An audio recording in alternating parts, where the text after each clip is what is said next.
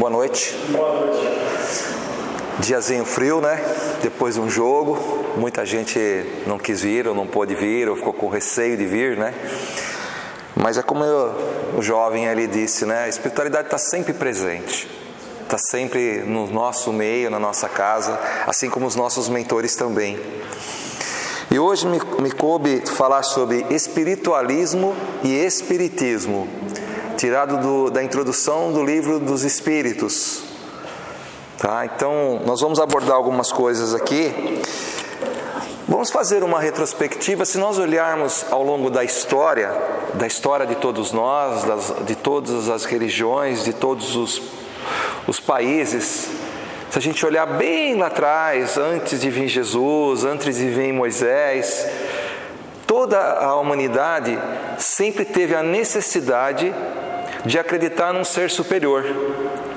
Sempre teve a necessidade de crer que nós estamos sendo regidos por alguém mais sábio, alguém inteligente, alguém que governou, que criou tudo isso. Todos nós, se nós pegarmos hinduísmo, catolicismo, religiões evangélicas, se nós olharmos várias seitas, todas elas têm em comum o quê? A crença num Deus superior, num Espírito superior, que rege tudo, que é a origem de tudo. E essa crença, a gente pode dizer que a gente pode chamar de Deus, alguns chamam de Jeová, outros chamam de Alá, não importa. O Deus é um só. A origem de todas as coisas vem só de um lugar. Então, independente do nome que a gente se dá, o que vale é o nosso sentimento em relação a esse ser maravilhoso. E se nós estamos aqui hoje, nós devemos a Ele a oportunidade da vida, a oportunidade da nossa evolução, do nosso crescimento. Então eu sempre costumo dizer que Deus nos fez para sermos felizes e que nós temos que aproveitar sempre as oportunidades que a vida nos dá para que a gente alcance esse objetivo. Então em toda a humanidade, em todos os tempos, eu não estou falando de 50 anos, 100 anos para cá, não, estou falando em 4.000 anos, 5.000, 10.000, desde o início de toda a história da humanidade, todo mundo acreditava num ser superior. Estima-se que a Terra foi criada em torno de 4 milhões de anos, e há 2 milhões de anos surgiu o ser humano, e desde os primeiros momentos a gente tinha necessidade desse ser superior. Um ser que conforta, que nos ampara, que nos protege, alguma coisa fora da matéria. Se nós pensarmos o que representa esse ser superior para nós, e a gente começar a ver situações, por exemplo, de uma perda de um ente querido, de um filho, de uma mãe, a dor de uma saudade, não é? A tristeza por uma traição qualquer, onde que a gente encontra refúgio? É em Deus. Qualquer dinheiro do mundo que a gente tenha não substitui, não nos conforta, não nos ampara quando a gente passa por uma situação dessa. Nenhum dinheiro do mundo. Somente Deus é capaz de aliviar o nosso coração, aliviar a nossa cabeça, nos dar esperança, renovar a nossa esperança, porque Ele é o princípio de todas as coisas. Então fica muito difícil a gente entender se nós somos todos seres que acreditamos, seres humanos que acreditamos num ser único. Por que a gente tem tanta rivalidade com as outras religiões, com as outras seitas? Sábado passado nós fizemos uma festa na casa de repouso que a gente tem aqui, e tinha uma senhora completando 100 anos de idade, 100 anos, uma festa linda. E no meio da festa surgiu um rapaz que foi tocar trompete, então ele tocou Fascinação, tocou o aniversário dela, foi uma comemoração maravilhosa. No final fui conversar com ele, e ele é evangélico. E a senhora que deu o depoimento dela com 100 anos, ela é espírita. E ela falou sobre coisas voltadas à nossa doutrina. Aí eu fui conversar com ele depois, eu sabia que ele era evangélico, né? O que você achou da cerimônia? Ele falou, muito bacana, a festa foi maravilhosa, ela tem uma espiritualidade maravilhosa, mas ela é espírita. Ele falou sim. Eu falei, eu também sou espírita. Mas sabe de uma coisa? Eu sei que você é evangélico, mas nós estamos no mesmo barco, ainda falei para ele, porque o nosso Deus é um Deus só, os nossos princípios são um princípio só, nós temos que ser regidos por uma lei só, que é a lei do amor. E aí eu comentei com ele que eu tenho vários amigos pastores, vários amigos padres, e que a gente conversa sem entrar naquelas discussões fundamentalistas, e a gente se dá tão bem. E aí eu coloquei para ele assim, quando a gente pratica caridade, nós não temos religião. Quando a gente faz o bem para o outro, não importa a religião.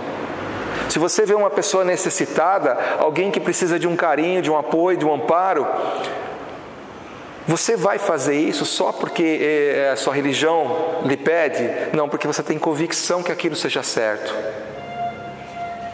E nós, na nossa doutrina, também acreditamos nisso, que o princípio maior é a lei do amor, a lei que rege tudo. E por essa lei de amor que nós somos criados por Deus. Por isso que a gente fala, nós somos filhos de Deus, e como filhos de Deus, somos filhos do amor, porque Deus é a essência pura de amor. E as outras pessoas de outras religiões também não são filhos de Deus? Lógico que são. E são filhos de Deus, são o quê? São nossos irmãos. E nós não somos melhor que ninguém. Inácio Ferreira, que foi um médico, presidente de um hospital psiquiátrico em Uberaba, ele trabalhou muitos anos lá, e depois quando ele faleceu, ele escrevia livros como encarnado, depois quando ele desencarnou, ele continuou escrevendo através do Carlos Bacelli. No primeiro livro que ele escreve depois de desencarnado, ele fala assim, que ele chegou lá, ele achou que ele ia descansar. Eu falei, já trabalhei bastante na minha vida, agora eu vou descansar. E aí chegaram para ele e falaram, olha, sabe aqui, nós temos um hospital aqui, Hospital da Esperança, que tem muito doente lá, eu queria que você fosse o coordenador lá, você já tem experiência. E ele foi. E sabe qual a constatação que ele teve? Que quando ele chegou lá, mais de 90% dos doentes eram espíritas. A maior leva dos doentes do hospital eram espíritas. Por quê? Porque o espírita acha que é melhor que os outros na maioria das vezes. E nós não somos. Eu vim de uma religião que dizia assim, Jesus veio, entregou a sua vida, deu a sua vida por vocês, para a remissão dos seus pecados, então vocês estão salvos.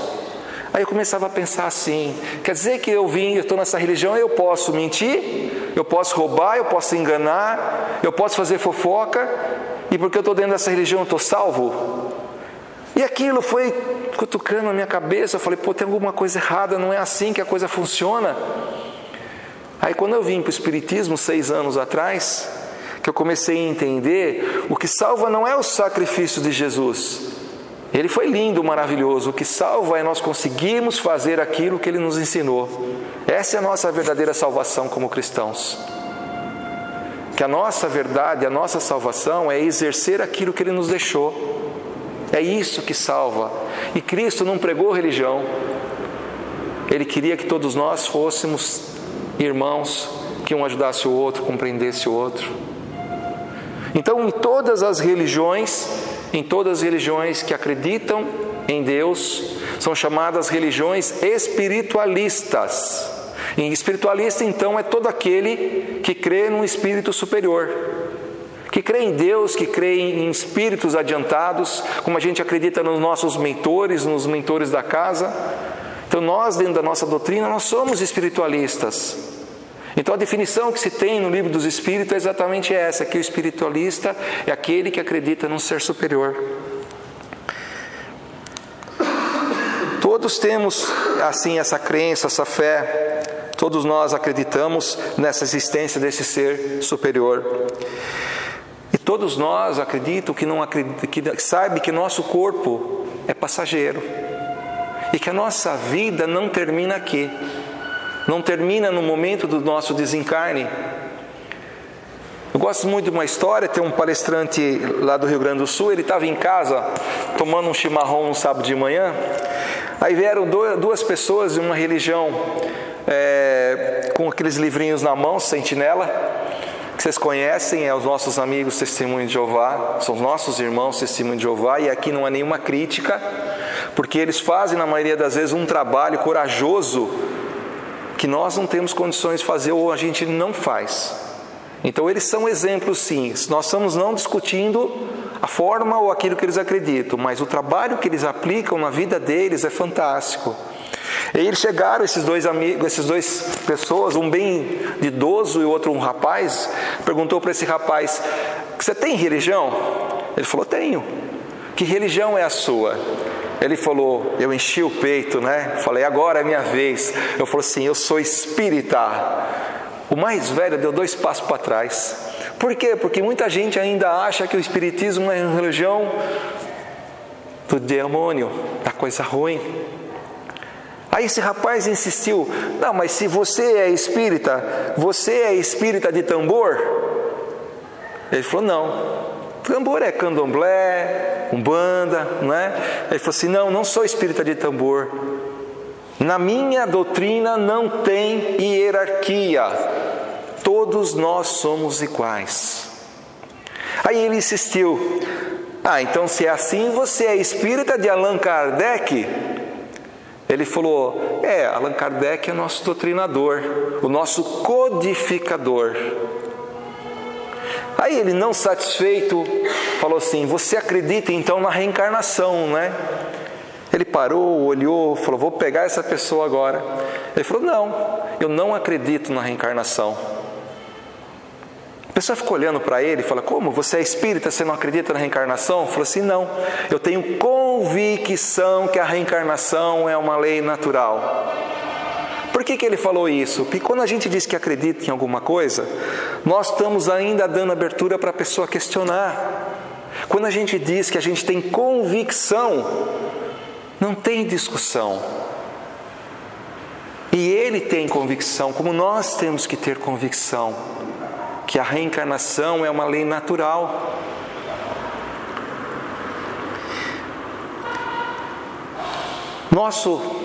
Nossa vida termina quando a gente morre, desencarna?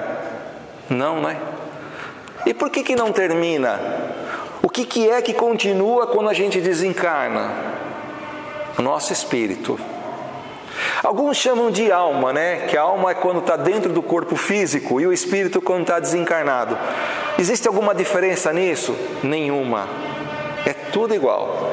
É só um nome, uma nomenclatura que a gente dá. Outros podem chamar de outros tipos de nomes, mas no fundo é a mesma coisa. Então nós aprendemos que nossa vida é muito mais que esse corpo físico. Muito mais que esse corpo físico. Nós aprendemos que existe alguma coisa que nos dá um alimento, uma vibração, uma energia. Existe alguma coisa que nos liga mais diretamente com a espiritualidade, onde a gente guarda nossos sentimentos, onde a gente guarda nossas emoções, onde a gente guarda nosso conhecimento. E isso, dentro da doutrina, a gente chama de alma ou espírito. Alguns materialistas, e para ser materialista tem que também ter fé. O materialista tem que ter fé na matéria. Não é só quem é espiritualista que tem fé. E alguns materialistas acham o quê? Que a nossa alma ela vem quando a gente é gerado. E a hora que a gente morre, ela vai embora também e não tem continuidade. Isso está no livro dos Espíritos, inclusive. Outros acham que existe só uma alma em todo o universo, que é a alma de Deus. E que na medida que nós vamos nascendo, vem vindo centelhas, coisas pequenininhas dessa alma nos dando vida. E a hora que a gente morre, essa centelha volta para Deus. E nós espíritas, o que nós acreditamos? Nós acreditamos que todos nós temos uma alma individualizada. A que está dentro de mim é minha, a que está dentro de você é sua. Que é infinita. que é eterna. Infinita é só Deus. Que um dia nós somos criados com a graça de Deus, simples e ignorantes, e foi nos dado essa alma, esse espírito, para que a gente fosse ao longo das reencarnações sendo revestido de uma matéria, para a gente poder evoluir. Então, para nós espíritas, dentro da nossa doutrina, nós acreditamos que o nosso corpo é uma matéria passageira, para poder fazer com que através dela a alma se desenvolva.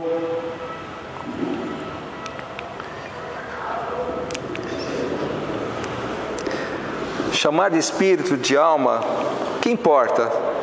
A alma existe para nós, né, desde o nosso início e vai para frente, não vai ter final, entendendo? E ela, na nossa doutrina, a gente acredita que ela é o nosso princípio inteligente. Ou seja, não é a nossa matéria que é inteligente, é a nossa espiritualidade, nossa alma. Então, quando a gente troca de roupa, ou seja, quando a gente desencarna, a gente troca de roupa, né? Quando a gente desencarna, a nossa alma continua a mesma. Então ela vai passando, diferente da ressurreição, né, que no catolicismo acredita em ressurreição, a reencarnação você vai ser vestido de um novo corpo, que vai começar pequenininho, não é? Vai estar dentro da barriga da mãe, vai ser gerado, vai crescer, vai passar por todo aquele processo físico, mas a alma não, a alma vai continuar a sua caminhada. Eu sempre digo que nós hoje somos a somatória de todas as nossas atitudes em todas as reencarnações. Ou seja, o melhor do Nestor está aqui hoje, como o melhor de cada um está aqui hoje. Hoje nós somos tudo aquilo que a gente fez em todas as encarnações. Tudo aquilo que nós fizemos. Aí eu sempre brinco com as pessoas que você não gosta do jeito que eu falo, a forma que eu falo, imagine na encarnação anterior. Eu devia ser muito pior. E aí quando a gente encontra uma pessoa na vida da gente que nos dá um trabalho danado e aparentemente a gente sofre alguma coisa que a gente acha que não merecia, aí eu me questiono e pergunto, o que eu fiz para essa pessoa na outra vida? Porque nós sempre somos os bonzinhos, nós sempre somos os santinhos, nós nunca somos responsáveis por nada. Mas nós somos sim responsáveis, porque Deus é justo. E Deus sendo justo, Ele só dá aquilo que a gente merece. A nossa doutrina foi criada, como vocês sabem, no século XIX, Allan Kardec. Não vou nem falar o nome dele completo, né, que é um nome bastante complicado. Ele deu esse nome a ele porque ele soube que algumas encarnações anteriores ele teria sido um druida, e esse druida ele tinha o nome de Allan Kardec.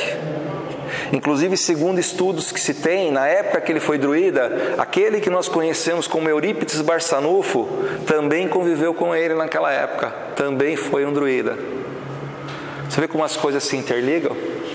Interessante isso, né? Ele nasceu em Lyon e foi discípulo de Pestalozzi. Pestalozzi foi uma das pessoas mais cultas, uma cultura fantástica, um professor também.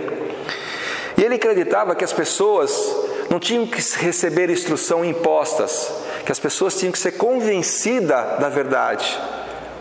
Então Kardec, ele foi sempre um cientista, um cético. Então o que ele fez? Ele estudou muito para poder ter segurança de passar para nós essa codificação. E aí ele trouxe a nossa doutrina, que se baseia em 5 pontos. Vocês sabem quais são os 5 pontos da nossa doutrina? Vamos lá. Existência de Deus, certeza de Deus ser a inteligência suprema do universo. Ou seja, que tudo que nós temos na face da Terra, em todos os universos, a origem foi Deus. Outro dia eu estava ouvindo um seminário, e o palestrante estava dizendo assim, ele chama-se Haroldo Dutra. Ele estava falando assim, nós não temos a mínima noção do tamanho do nosso universo, de todos os universos. Se estima que tenha mais de 1.400 universos maiores que o nosso. Qualquer telescópio, por mais potente que ele seja, vocês podem olhar para lá do que força, a gente não vê o fim. Aí ele estava falando assim, a gente conhece hoje o sistema de rotação, que a cada 24 horas a gente tem o dia, depois a noite. Nós temos os 30 dias, que é a fase da Lua, e os 365, que é o nosso sistema de volta do Sol. Não é isso que a gente conhece? E vocês sabiam que a nossa galáxia, ela também dá volta em uma outra galáxia maior? E que essa outra galáxia maior dá volta numa outra galáxia? E que essa terceira demora 102 anos para fazer esse giro? No nosso tempo. Então, nós não temos a mínima condição de dizer qual é o tamanho do nosso universo. E pensar que Deus criou tudo isso, não só para nós, mas que sabe cada um que está aqui dentro. E olha com carinho por todos nós. Deus sabe meu nome, sabe meus defeitos, minhas limitações. E eu fico pensando que Deus é um torcedor de futebol que está pensando assim, Nestor vai melhorar, vai melhorar. Um dia ele vai melhorar. Está torcendo para nós, porque Ele dá um livre-arbítrio para a gente. Ele nos dá toda a condição de a gente crescer. E espera pacientemente que a gente cresça. Segunda, a existência da imortalidade da alma. Nós acreditamos nessa imortalidade. Nós acreditamos que a alma vai à perfeição, que no mundo é tudo evolução. O mundo caminha para uma evolução. Outro dia eu estava fazendo uma palestra para animais, numa casa que tem ali o Francisco de Assis, que fala sobre os animais, e a gente falou sobre o átomo até o anjo. Ou seja, do primeira coisa que foi a mais simples até a mais evoluída. E que o caminho de todos os seres é exatamente a evolução constante até chegar ao ápice. E que Deus cuida de cada coisinha. Se vocês pegarem as formiguinhas, você olhar assim num jardim, você vê as formiguinhas caminhando lá em grupo, né? Elas sabem para onde elas vão e sabem para que lugar que elas vão pegar, o que elas vão fazer, para onde elas vão. Essa intuição, que a gente chama de intuição, é a mão de Deus cuidando das suas criaturas. Então Deus, Ele olha uma formiguinha, Ele não vai olhar para a gente? Não vai cuidar da gente? Com certeza que Ele vai. Então a segunda que nós falamos é a imortalidade da alma. Pluralidade das existências, que é exatamente a reencarnação. Acreditar que todos nós passamos por essas reencarnações, que são as possibilidades das nossas evoluções. E aí eu vou puxar uma frase de Allan Kardec, que ele dizia assim: nascer, morrer, renascer ainda e progredir sem cessar, tal é a lei. Olha a profundidade dessa expressão, dessa frase. O próprio Kardec nos dizia que a gente tinha que vem, nasce, morre, renasce, cresce. Essa é a lei. Esse é o princípio. Quarta, existência dos mundos habitados. E aí eu recorro a uma frase de Jesus, que ele dizia assim: há muitas moradas na casa do meu Pai. Se não tivesse, eu não teria lhes dito. Será que a gente pode imaginar que todo esse universo é só para nós? Se nós estamos aqui hoje, é porque nós estamos num estágio que é a mesma sintonia do planeta Terra. Nós estamos onde nós merecemos. Se amanhã a gente desencarnar, a gente só vai voltar para cá se nós merecermos estar no estágio. Quando a gente desencarna, a gente não muda. Se nós não formos boas pessoas quando a gente morre, quando chegar lá nós não vamos ser uma pessoa ótima. Nós vamos continuar sendo a mesma pessoa. A gente brinca que a pessoa só se torna boa quando ela morre, no dia do enterro, né? Porque as pessoas falam: olha como ele foi bonzinho, coitado, ele não devia ter ido. Não é assim que a gente ouve? Mas espiritualmente falando, a pessoa muda só porque desencarnou? Não. Ela está num outro estágio, ela continua sendo aquele mesmo ser, a mesma qualidade de espírito. Lógico que num outro estágio, mas continua sendo. E a quinta é a comunicação com os espíritos. É a origem de toda a nossa doutrina.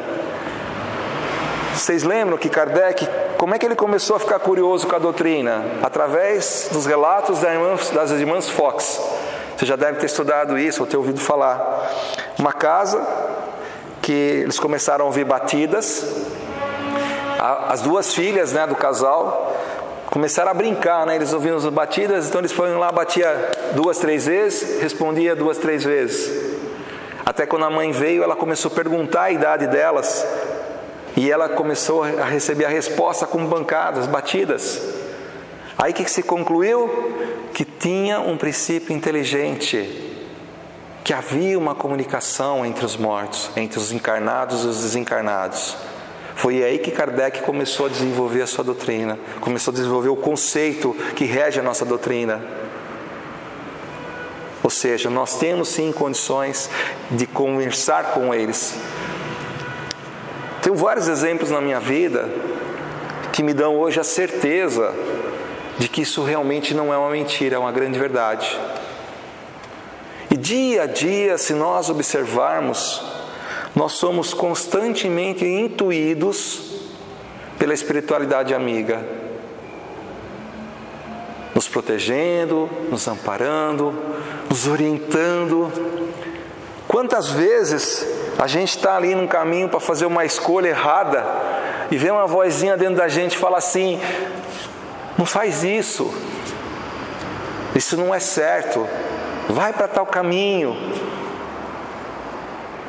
Quantas vezes a gente quer fazer uma coisa errada, quer prejudicar alguém, e na nossa consciência vem uma vozinha que diz assim: você sabe que isso não é certo, corrige teu pensamento, muda a sua atitude. Quantas vezes dentro da nossa vida Deus nos coloca esses espíritos amigos para estar do nosso lado? Dentro dessa casa, tenho certeza que já tiveram centenas de exemplos. Na nossa vida, a gente já teve centenas de exemplos. E esses espíritos amigos fazem parte desse projeto de Deus, de nos ajudar, de nos proteger. É uma forma mais direta como Deus nos acaricia, nos orienta.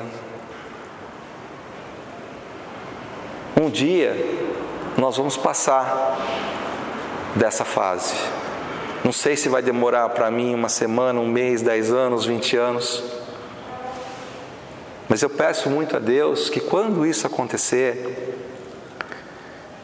que Ele permita que eu entenda esse momento e que meu coração esteja em paz. Porque esse momento para o espírita é um dos momentos mais difíceis, é um dos testes maiores. Lembro de um conhecido que soube que o sogro dele estava com câncer. A mulher dele chegou chorando em casa. Depois que ela chorou bastante, que ele tentou confortá-la, eles são espíritas, ele falou assim para a mulher: nós vamos ter agora uma das maiores oportunidades na nossa vida de mostrar que a gente acredita na reencarnação, base da doutrina espírita. Porque na hora que a gente vai desencarnar, é o nosso maior teste. Quando desencarna um amigo, não é? Quando a gente vê uma pessoa que a gente ama indo embora, e a gente consegue entender o quanto isso é maravilhoso e que não deve ser nunca causa de tristeza, mas sim de muita alegria. Eu acho que esse deve ser o nosso grande desafio. Entender essa doutrina, eu diria para todos nós que é mais fácil do que qualquer coisa, porque ela tem todas as respostas que a gente precisa. Só que para isso a gente precisa estudar. Vir numa palestra, tomar um passe, isso é maravilhoso, é fantástico.